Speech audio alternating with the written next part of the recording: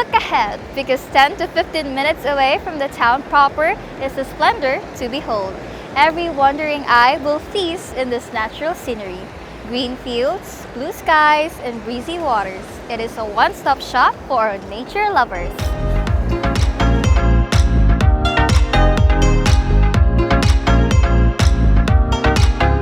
Madali lang marating itong Estancia Beach. Kailangan mo lang sumakay ng tricycle for 45 pesos per head, pati ka rin mag-Arkala for 200 pesos. Pagdating mo naman dito sa Estancia Beach Picnic Ground, marami kang pwedeng gawin tulad ng picnic, maraming bilihan ng kainan, at syempre pwede kang magduyan for 25 pesos per hour. At kung gusto mong marating ang mismong beach, you just have to walk for 5 minutes and pwede ka rin mag-rent ng ATV, 500 to 600 pesos for 30 minutes or 1,000 for 1 hour.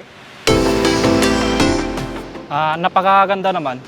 Tapos hindi po masyadong crowded. Para balikan yung mga tanawin, mga pasyalan dito sa Pangasinan, Lingayen. Para balik-balikan po kasi ito sir. Bali yun. Sobrang ganda po kasi ng view. Kami po ay 24/7 na nag-monitoring and roving po dito sa area ng Lingayen Beach area.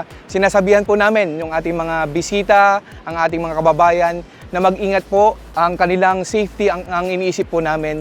Do's and don'ts po natin dito sa Estancia. So ginagawa po namin kapag nagtaas po ng gale warning ang ating pag-asa. So sinasabihan po namin sila na wag na po masyadong lumayo sa area po ng beach. Yung mga nakainom, hindi po mag-swimming po sa ating beach area. Sinasabihan din po namin yung mga magulang na kailangan bantayan ang kanilang mga anak para sa kanilang kaligtasan.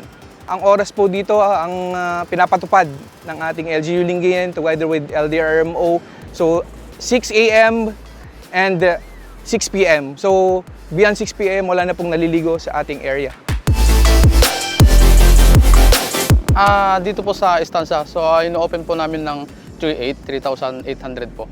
Usually, nagkakampo tayo ng 5 to 20 minutes. Yun po, hanggang kaya pa ng client. Kung hindi nasusuka, kaya pa iikot. So, ang kaganda ng paramotor, pwede tayo mag-tour. Pwede sa baywalk, sa mga bundok, malayuan, pwede po yun. Sa at the back, meron po tayong malawang na playground doon. Meron din po tayong ino-offer na wheel launch. Ibig sabihin, nakaupo lang po yung guest. Yung gagawin lang niya, smile and mag-relax. Yun po maglilipad sa amin. Fee po natin doon is 3,800. Pag nasa taas po tayo, wala kang masabi sa kagandahan ng lugar kasi all-in-one na po dito. Meron yung beach, meron tayong playground na napakalaki, parang New Zealand. Meron din tayong napakaganda dito na lagoon, which is pwede kang mag-kayak. Meron din po tayo ATV sa likod. So, all-in-one po ang Estancia Beach para sa mga tourists. Kung gusto mo experience yung mga ganito activity, punta lang po sa Estancia. Sunsets are magical.